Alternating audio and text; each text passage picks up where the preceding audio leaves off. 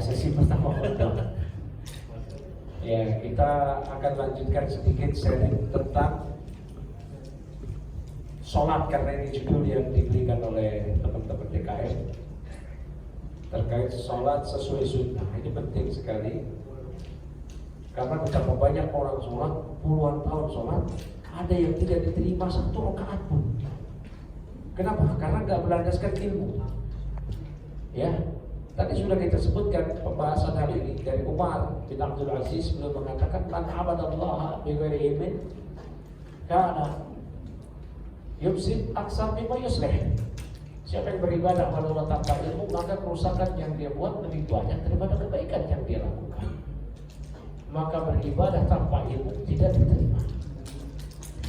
Oleh karena itu kita wajib sholat berdasarkan ilmu, sebagaimana Nabi SAW sabdakan, "Shollu kama ra'aitumuni usolli." Sholatlah kalian sebagaimana kalian melihat aku sholat. Dahulu ada seorang sahabat yang sholatnya ini waktu itu salah dia keliru, dia sholat sunnah di dalam masjid. Nabi sedang duduk, Nabi lihat dia sholat.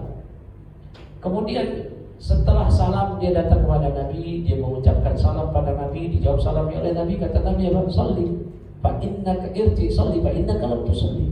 Balik lagi kamu sholat. Tadi kamu sholat sunnah, balik lagi. Kamu belum sholat. Orang ini sadar bahwa sholat yang dia lakukan keliru, tidak berlandaskan pedoman syariat, maka diulangi sholatnya. Tapi sholatnya juga seperti cara yang tadi, cara yang pertama. Maka setelah sholat Nabi ulangi lagi, irji sholli fa innaka lam tusalli. Balik lagi kamu sholat, kamu belum sholat.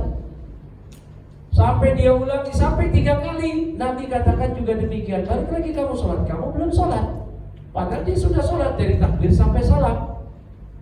Akhirnya dia mengatakan, "Walladzi ba'atsaka bil haqq," demi Allah yang mengutus Anda dengan kebenaran, wahai Nabi, saya nggak tahu lagi tentang cara sholat selain yang tadi. Maka Nabi katakan, "Idza qumta ila sholati fasbighul wudu'a, tsumma istaqbil qiblata fakabbir." Kalau kamu hendak sholat, perbaguslah wudhumu, kemudian berdirilah menghadap kiblat dan bertakbirlah. Ya, kemudian baca Al-Fatihah, tsumma qra' bima tayassara minal Qur'an. Kemudian baca Al-Quran. Setelah baca Al-Fatihah dari Al-Quran yang mudah kau baca, semarka hatta tatma'inna rukuk. Kemudian kau rukuk hingga tumaknina rukukmu. Jangan buru-buru, tumaknina. Dan batasan dari tumaknina adalah seorang mampu membaca tasbih walau sekali. Ketika dia rukuk, subhana rabbil azim, itu sekali saja, maka dia sudah tumaknina. Maka berarti dari sini apa yang dilakukan oleh banyak orang di bulan Ramadan pada malam tarawih dahulu, kalau sekarang mudah-mudahan berkurang, Bismillahirrahmanirrahim, Allahu itu nggak sah sholatnya. 23 rakaat, 1000 rakaat sekalipun nggak sah. Ya, Bismillahirrahmanirrahim, amin, Allahu Akbar, ini nggak sah sholatnya. Ya, maka wajib tumaknina. Maka seorang muslim, dia ketika melakukan sholat, dia mesti berlandaskan ilmu. Jangan sampai dia nggak tahu rukun-rukun sholat.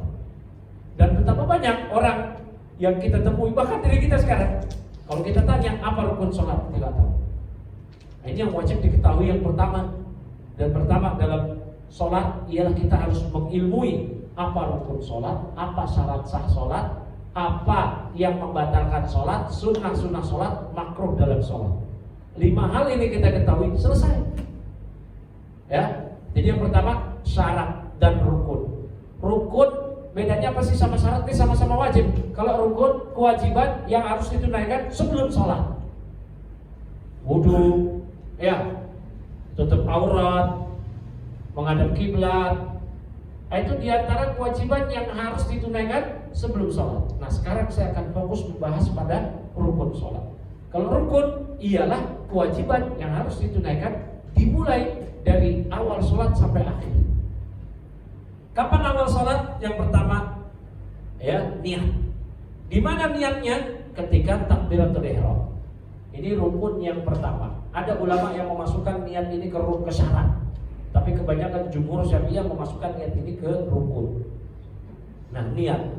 Nabi sabdakan, ya, innamal a'malu binniyat. Amal itu tergantung niat. Maka kita sholat wajib dengan niat. Kalau makmum wajib niat berjamaah, wajib niat kepada imam. Kalau dia tidak berniat maka dia dihitung sebagai sholat yang munfarid.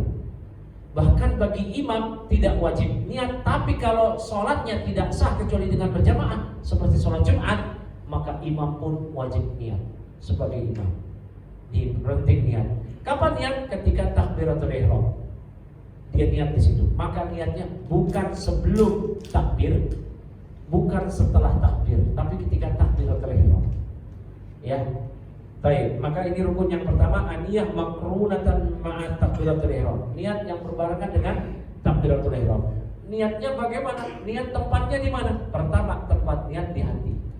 Karena makna niat secara bahasa adalah al-qasdu, tujuan, bermaksud. Maka tempatnya di hati. Maka dengan lafaz apapun, tanpa ada lafaz-lafaz ya khusus mengenai ini, tempatnya di hati. Allahu Akbar, kita niat di hati. Saya ingin sholat. Ya, niat itu kan cepat. Saya niat sholat fardu Jumat sebagai makmum. Allahu Akbar, itu cukup. Kalau Jumat 2 rakaat, itu jelas. Saya niat sholat Jumat sebagai makmum Jumat 2 rakaat. Udah, itu kan cepat terlintas. Allahu Akbar. Bahasa Indonesia dalam hati. Kan nggak diucapkan. Ya, ini yang pertama. Nah, yang kedua, khusus sholat fardu ada rukun yang berbeda dengan sholat sunnah, yaitu al-qiyam bil qadil fil qam, berdiri jika mampu. Kalau sholat sunnah boleh tidak berdiri, boleh di atas kendaraan, boleh duduk, namun pahalanya setengah dari yang berdiri. Tapi kalau dia dalam sholat fardu, kalau dia mampu berdiri, wajib berdiri.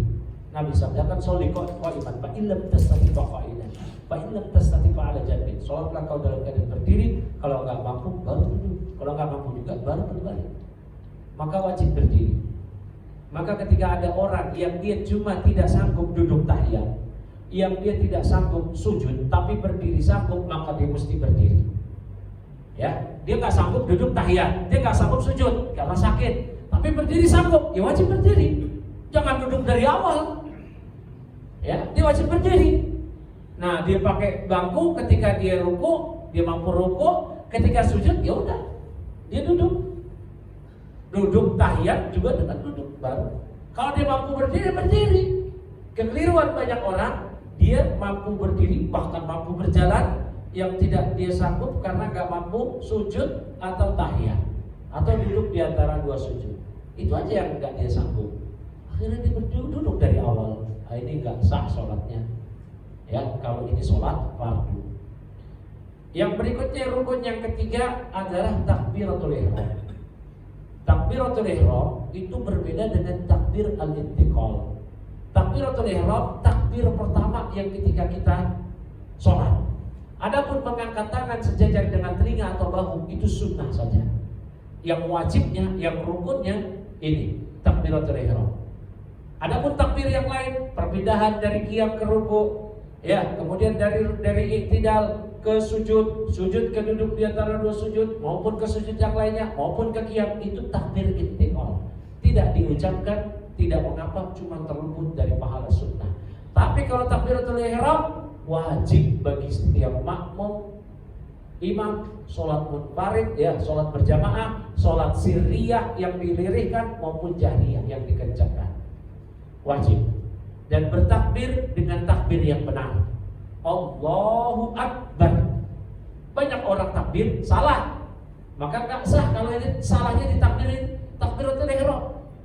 Nabi bersabda, "Wa idza qumta ila sholati fasbiqu wudu'a, tsumma istaqbil qiblata fakabbir," maka bertakbirlah. Takbirnya gimana? Allahu Akbar.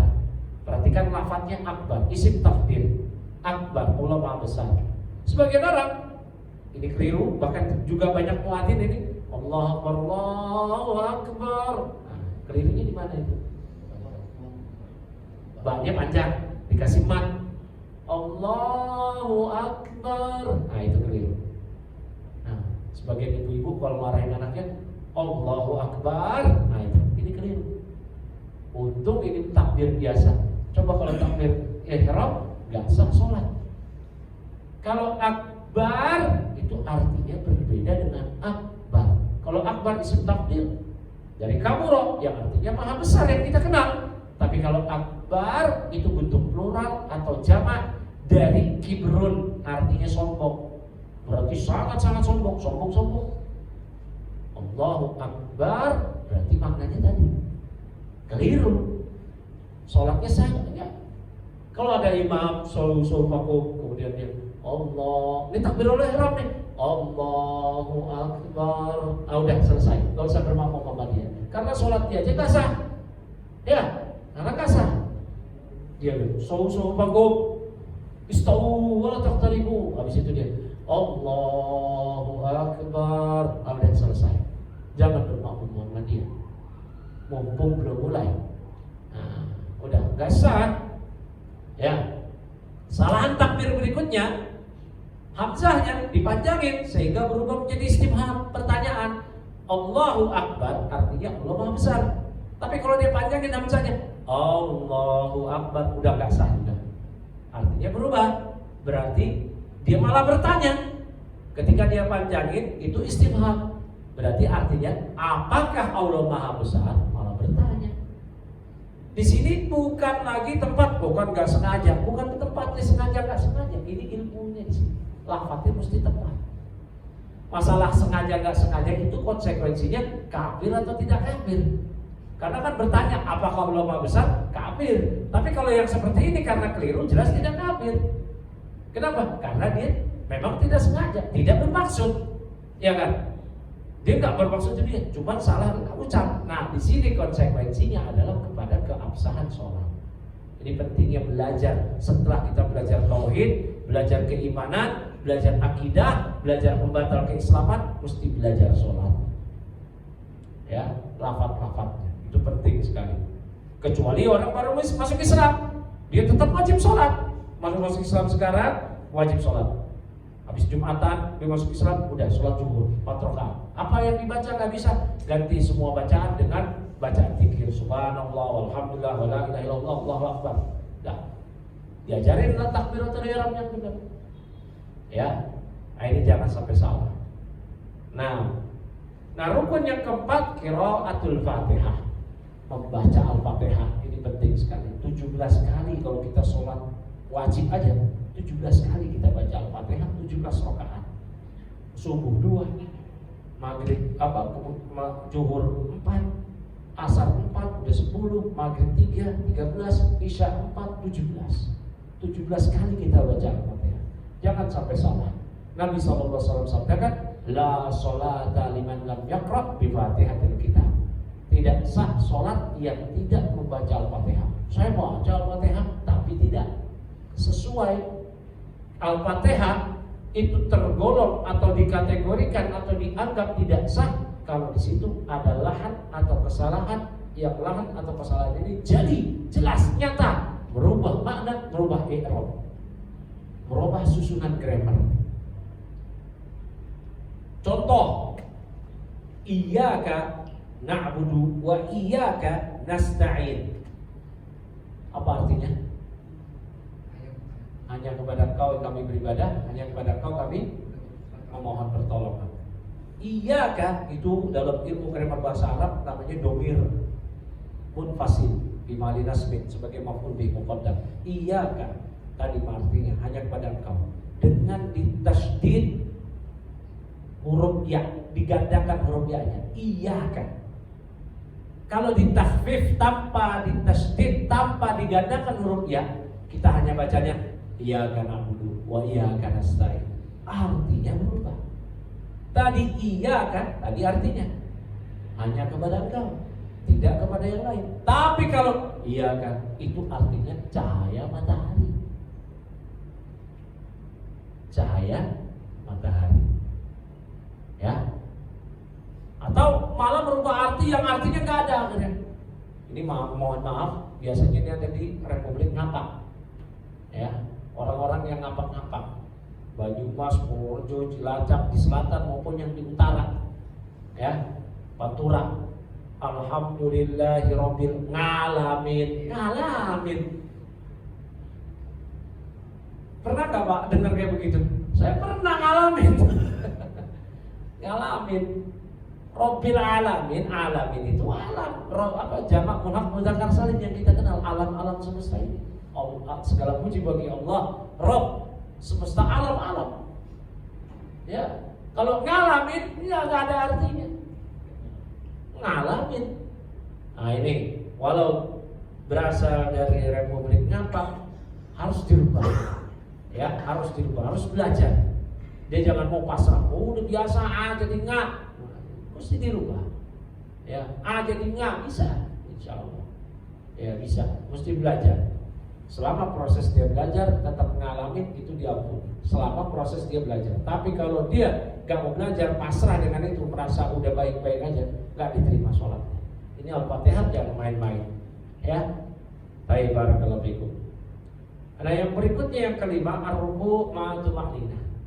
Ini rukun sholat banyak, tidak mungkin saya selesaikan sampai selesai, cukup beberapa aja. Yang berikutnya ruku' dengan tuma'ninah. Perhatikan tadi dalam hadis yang Nabi SAW memerintahkan seorang sahabat yang keliru dalam sholatnya sampai 3 kali dia mengulang sholatnya, Nabi suruh ulangi. Irji sholli fa innaka lam tusalli. Sholat lagi kamu sholat, kamu belum sholat. Kenapa? Karena dia sholatnya tidak tumaninah. Apa itu tumaninah? Tenang. Dia ruku, Allahu Akbar. Nah, maka batas tumaninah dalam pembahasan yang dikurai oleh para ulama, terlebih khusus dalam mazhab Syafi'i, yaitu seorang mampu minimal membaca tasbih sekali. Subhanallahil azim.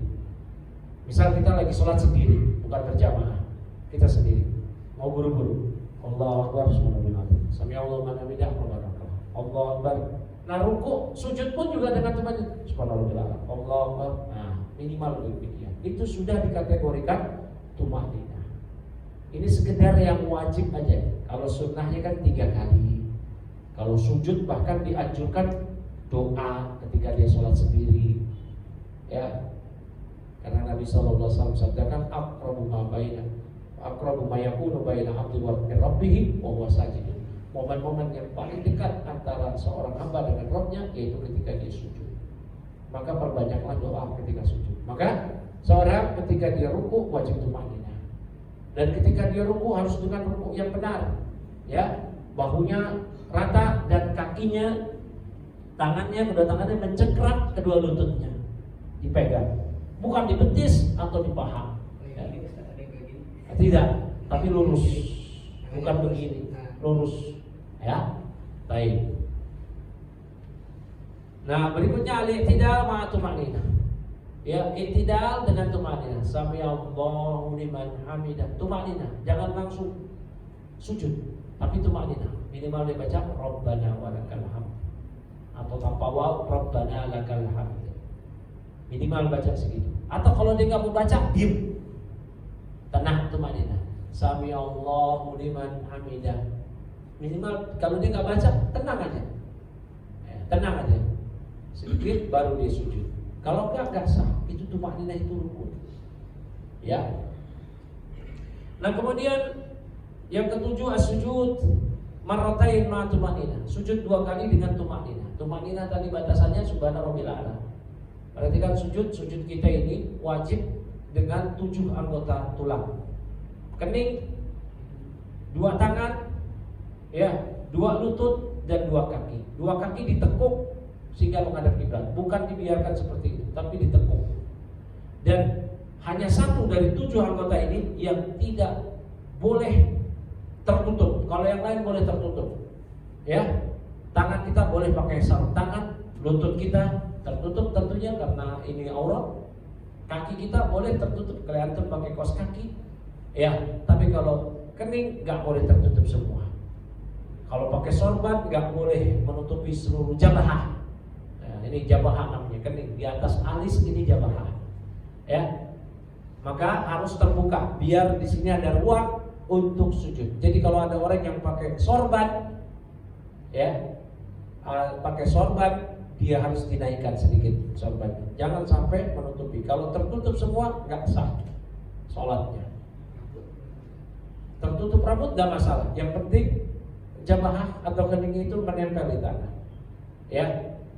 Dan ruku apa sujud?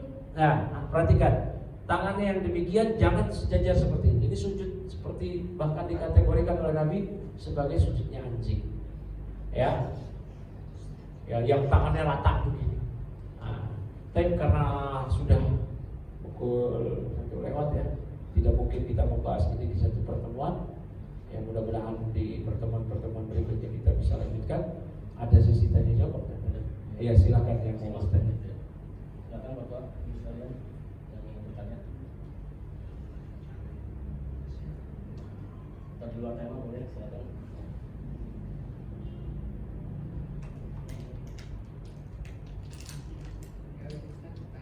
Ya silakan. Kalau misalkan kita sebagai anak, kita sholat, baca Quran, melakukan amal soleh, dan orang tua kita yang masih dalam keadaan sudah meninggal mendapatkan pahalanya. Nah, kalau anak tersebut ya dididik oleh orang tua,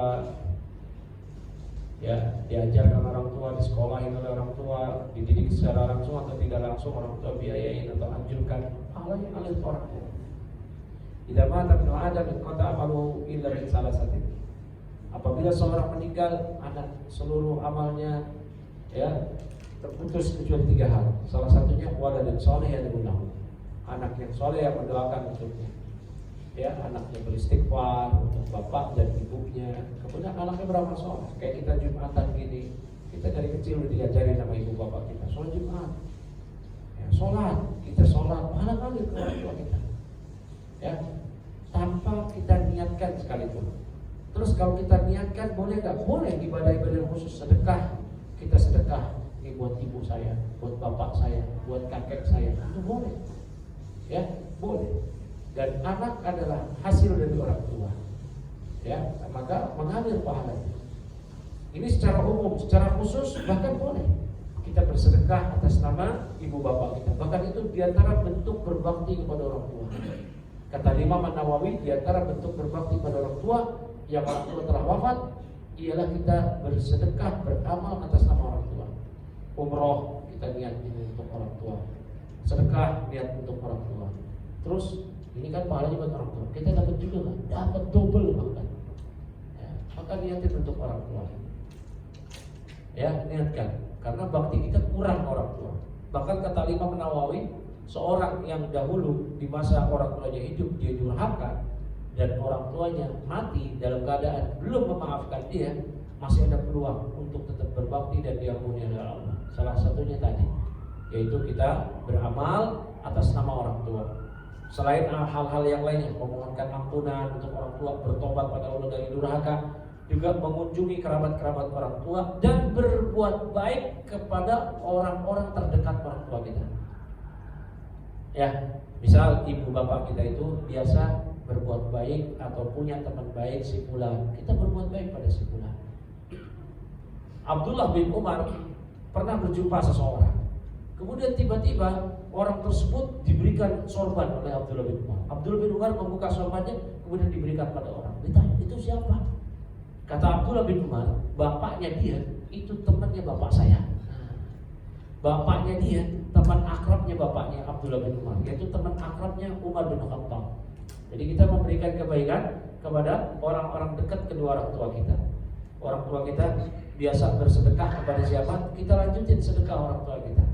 Orang tua kita biasa sedekah kepada si fulan, biasa berbuat baik pada si fulan, kita berbuat baik pada si fulan. Atau orang tua kita punya teman-teman akrab, kita berbuat baik pada teman-teman akrab kedua orang tua kita. Ya, jangan diputus kebaikan orang tua. Ini diantara menyambung kebaikan orang tua. Ya, jadi orang tua kita punya kerabat, punya teman dekat, kita berbuat baik pada kerabat, teman dekat orang tua tadi. Nah, saya cukup ya. Iya, silakan. Misal kita sudah berkeluarga, Ustaz, kita punya istri gitu ya, dan anak-anak kita. Kita misalkan sudah mengingatkan sholat gitu, terus menutup aurat dan sebagainya, misalkan menjauhi riba gitu. Tapi kadang istri itu kadang masih membuka aurat, kadang tidak sholat dan sebagainya, masih melakukan beberapa maksiat gitu. Apakah suami itu ikut kena dosa juga atau tidak? Kalau sudah mengingatkan, dan jangankan level kita, level Nabi. Nabi Nuh alaihissalam mengingatkan anak istrinya, Nabi Lut alaihissalam mengingatkan istrinya. Namun istrinya malah bersekongkol dengan orang-orang kafir untuk melawan dakwah Nabi Lut. Begitu juga anaknya Nabi Nuh melawan dakwahnya Nabi Nuh. Nabi Ibrahim, bapaknya, melawan dakwahnya Nabi Ibrahim. Yang penting sudah mengingatkan. Ya, hidayah di tangan Allah. Innaka la tahdi man ahbabta walakinallahu yahdi man yasha. Ayat ini turun terkait Nabi Muhammad SAW yang mentalkin pamannya Abu Thalib, yang ternyata Abu Thalib gak mau masuk Islam, padahal udah didakwain Nabi. Ya, pamannya tetap kafir. Maka Allah firmankan, engkau tidak bisa memberi hidayah pada orang yang kau cintai sekalipun. Namun hidayah itu Allah memberikan hidayah kepada siapa saja yang Allah kehendaki. Maka hidayah taufik itu di tangan Allah. Tugas kita cuma menyampaikan. Ketika kita tidak bisa memberikan hidayah, ya berarti memang hidayah tangan Allah. Yang penting kita menyampaikan sesuai prosedur. Ya, sesuai prosedur gimana? Ya, yaitu ud'u ila rabbihim, ud'uhum ila rabbika bil hikmah wal mau'izatil hasanah. Ajak mereka ke jalan Rabbmu dengan hikmah dan mau'izah dan pengajaran yang baik dengan hikmah. Ya, hikmah itu enggak selalu lembut. Hikmah itu adalah kata Ibnu Qayyim isomatul haq, sesuai dengan tepat dengan porsinya. Ya, contoh, kalau menggiring kerbau, hikmahnya dengan dipecut. Kalau menggiring kerbau dielus-elus, ayo kerbau beloklah ke kiri. Ini enggak hikmah. Kerbau ya digiring, dipecut, pertah. Nah, hikmah. Kalau kerbau beloklah ke kiri, teruslah kerbau membajaklah tanah. Ayo kerbau, hikmah. Ini bodoh namanya. Nah, berarti hikmah itu tepat sesuai sasaran. Ya, berarti kita mesti tahu siapa yang kita ajak. Ya, siapa yang kita ajak ini di atas basirah. Ya, Allah Ta'ala berfirman mengenai hal ini, yang qul hadi sabili adu ila ala basiratin ana wa man ittaba'ani. Katakan wahai Nabi, inilah jalanku, aku mengajak manusia kepada Allah di atas basirah, yaitu jalanku dan orang-orang yang mengikuti aku. Maka jalannya Nabi dan pengikut Nabi dakwah, mengajak manusia ke jalan Allah di atas basirah. Basirah itu apa? Basirah itu adalah kita pertama mengetahui orang yang akan kita dakwahi. Kalau dia anak, ya, kalau dia istri, kalau dia orang lain, harus dibedain. Ngajak ke istri beda sama ngajak perempuan lain. Ya, kalau mengajak ke istri boleh dengan sedikit tegas. Ya, kalau ngajak perempuan lain, teman kantor, kamu pakai jilbab nggak? Ini orang bingung, ini siapa so bisa bukan? Nah, ya kan? Nah, kalau ke istri, ya ada pelan, ada bujuk, ada kasih hadiah. Nggak mau juga boleh tegas. Ya, yang namanya hikmah itu tadi sesuai dengan kebenaran, nggak mesti lembut, keliru tadi, ya. Nah, kalau ke anak-anak pelan-pelan, anak masih 7 tahun, diajak sholat, nggak mau sholat dia nggak apa-apa, yang penting diajak dulu. Nabi katakan muru auladakum bisolat wa hum sab'un ini, perintahkanlah anak-anak kalian untuk sholat ketika mereka berumur 7 tahun. Ketika mereka nggak mau sholat, nggak ada konsekuensi, karena mereka belum balik. Tapi mereka sudah tamyiz, cuma kita ajak terus. Tapi kalau sudah 10 tahun, walau mereka belum balik, tetap nggak mau sholat, ada konsekuensi. Wadribuhum wa hum ashudud. Pukul mereka kalau mereka nggak mau sholat ketika umur 10 tahun. Pukulnya tapi bukan di wajah. Pukul dengan pukulan yang bukan menimbulkan luka, apalagi sampai memuncratkan darah. Ya, bukan di wajah, pukulan mendidik. Kayak kita dulu waktu ngaji dilanggar habis maghrib sama guru ngaji kita, kasih kita salah, kita malas, sini tangannya, kata guru kita. Pertang, itu hikmah itu. Mungkin sakit-sakit, iya, tapi nggak menimbulkan luka. Ya, dan betapa banyak orang-orang zaman sekarang merindukan pukulan guru ngajinya. Kalau zaman sekarang pertang, laporin kaseto, maaf. Akhirnya anak-anak zaman sekarang ya nggak beradab. Ya, kurang ajar terhadap guru. Ya, guru-guru dilaporin. Ya, gurunya dilaporin. Harusnya gurunya dimuliakan, baru diingin sedikit juga orang tuanya manja. Padahal zaman orang tua sekarang, tapi zaman dulu bagaimana dia? Mengedepankan ham-ham. Ham apa? Memang boleh kok. Buktinya aja kita dipukul pakai rotan oleh guru ngaji kita. Enggak ada itu dendam. Biasa. Berbekas biasa aja. Ya, biasa aja. Karena memang boleh memukul demikian. Nah, setelah kita sesuai prosedur mengajak anak istri, tapi mereka tetap nggak mau, hidayah di tangan Allah. Namun kita boleh memberikan sanksi-sanksi. Kita boleh ya membatasi gerak-gerik. Misalkan si anak nggak mau sholat, kita stop subsidi jajan misalkan. Istri nggak mau tutup aurat, kita stop subsidi yang lainnya. Ya, terus kita dakwakan. Jadi ya Bapak Ibu ya, Bapak nggak ada ibu-ibu ya, Bapak-bapak semua. Kalau ada orang Pak ya, ada orang dia soleh, kok anaknya rusak? Bapaknya soleh, anaknya salah.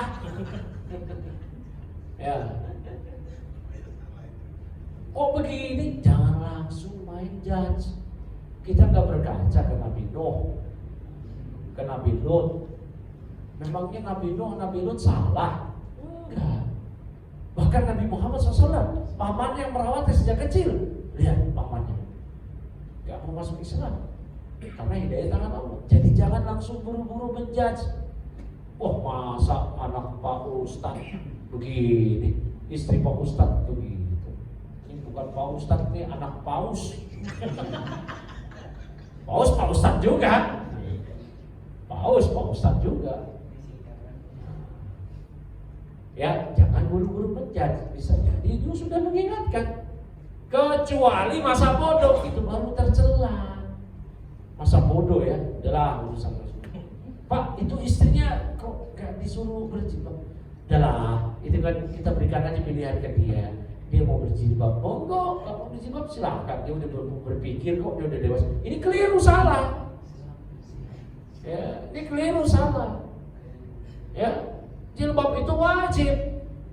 Bahkan kata Ibnu Hajar, ya, bahwasanya orang wanita yang gak berjilbab dosa besar, bukan dosa kecil.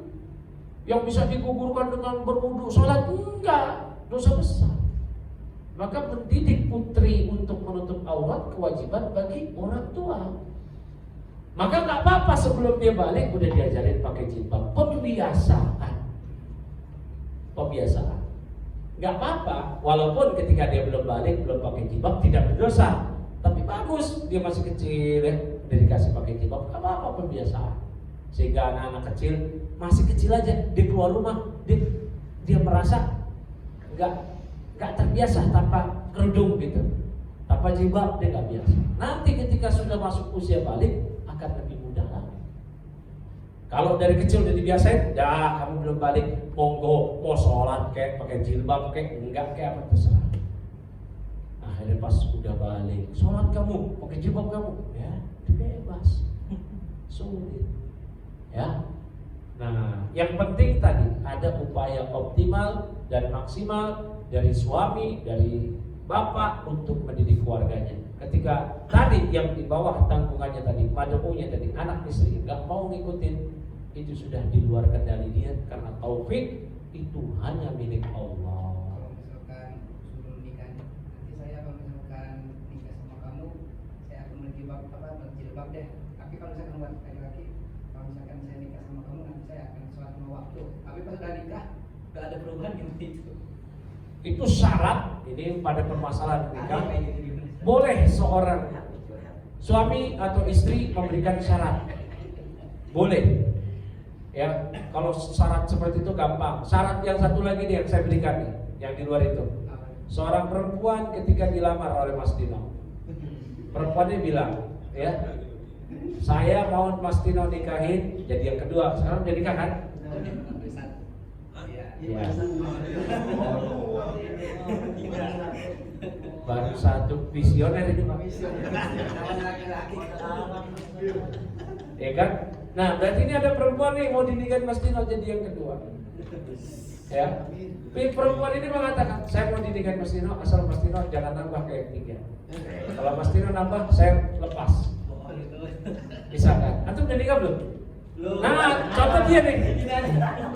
Nih, misalkan antum ngelamar akhwat, perempuannya bilang gitu, saya mau nikah sama kamu asal kamu jangan poligami ya.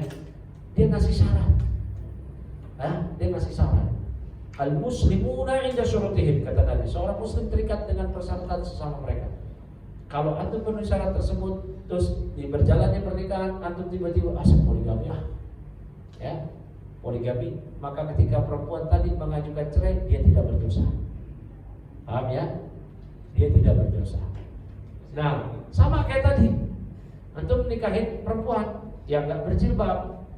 Ya, kemudian perempuan tersebut memberikan syarat, saya mau nikahin kamu asal kamu pakai jilbab. Oke, nanti setelah nikah saya pakai jilbab. Ya udah. Ternyata setelah menikah dia nggak mau berjilbab, ketika antum ceraikan, antum tidak zalim. Ya, terus masalah sholat apalagi ini. Istri, ya, dia nikah sama cowok. Cowok ini ngelamar, dikenal tidak sholat. Sang perempuan mengatakan, saya mau menikah dengan Anda dengan syarat Anda nanti menjaga sholat. Setelah menikah, ternyata si cowok nggak jalanin sholat. Nggak usah pakai syarat, tanpa syarat pun si istri boleh minta cerai. Ya, nggak berdosa. Ketika seorang suami nggak sholat, maka dia sudah melakukan jinayah, melakukan kejahatan terhadap syariat. Perempuan boleh minta cerai dua hal. Pertama, tidak dinafkahi. Yang kedua, ketika ada jinayah, kejahatan. Kejahatan itu dua aspek. Aspek pertama, kejahatan terhadap diri dia, KDRT. Misalnya dia dipukuli sampai lebam, ini boleh dia minta cerai. Ini suaminya atlet MMA salah nih. Bukan berantem diri, malah di rumah sama istri. Nah, yang kedua, kejahatan terhadap syariat, yaitu dia main riba, mabok, ya, atau narkoba, berzina, ya, kemudian dia tidak sholat, maka si istri minta cerai, harus minta cerai, gak boleh dia bertahan, ya. Nah, tadi itu dua hal tuh, nafkah dan kejahatan. Nafkah pertama, nafkah yang kita kenal, nafkah makan, tempat tinggal, pakaian. Si istri nggak dapat nafkah 4 bulan, boleh diminta cerai, termasuk nafkah hubungan badan. Maka dalam syariat kita, ketika suami impoten, lemah syahdu,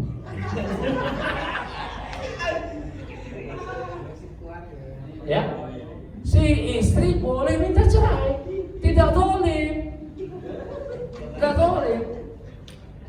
Nih, mohon maaf, zaman sekarang banyak penyakit diabetes. Diabetes itu salah satu efeknya adalah, nah, si Zaidun, jangan Joni Otong. Zaidunnya nggak bisa berfungsi secara optimal. Zakarnya. Kalau dalam fikih madhab Syafi'i diantara yang disebutkan, diantara hal-hal yang membolehkan si istri menggugat cerai suaminya adalah ketika kemaluan suaminya terpotong atau kemaluan suaminya utuh tapi tidak optimal, maka boleh dia menuntut cerai. Walaupun dalam madhab Syafi'i, ini kata Umar bin Khattab, ya, mengutip dari pendapat Umar bin Khattab, si istri minta cerai itu ditangguhkan. Misal suaminya si pria nggak berfungsi di musim dingin, tunggu sampai musim panas. Atau sebaliknya nggak berfungsi di musim panas, tunggu di musim dingin. Bisa jadi on kalau di beda musim, off di musim yang ini. Nah itu boleh. Jadi seperti kasus tadi boleh minta cerai. Ya tadi ya ada dua hal yang si istri boleh minta cerai, tidak ada nafkah dan juga tidak ada. Tadi ada berikutnya ada jinayah kejahatan terhadap diri dia atau syariat. Kalau dia nggak sholat selesai udah game over, ngapain lagi bertahan sama suami yang nggak sholat? Ya ada perempuan yang bertahan ya dengan suami yang nggak sholat hanya karena materi dia dicukupkan, dia keliru. Enggak boleh. Ketika materi dia dicukupkan sekalipun tapi suaminya nggak sholat, udah diminta cerai. Kasih ultimatum ke suaminya, kamu sholat nggak boleh bertahan seperti itu. Ya, maka perkara sholat adalah perkara yang wajib, nggak bisa, nggak perlu pakai syarat-syaratan. Kalau kamu mau jadi suami saya, kamu mesti sholat, nggak bisa. Otomatis seorang muslim sholat. Tadi sudah kita bahas. Baik, saya rasa cukup. Subhanallah wa bihamdihi, asyhadu an la ilaha illa anta, astaghfiruka wa atubu ilaik. Assalamualaikum.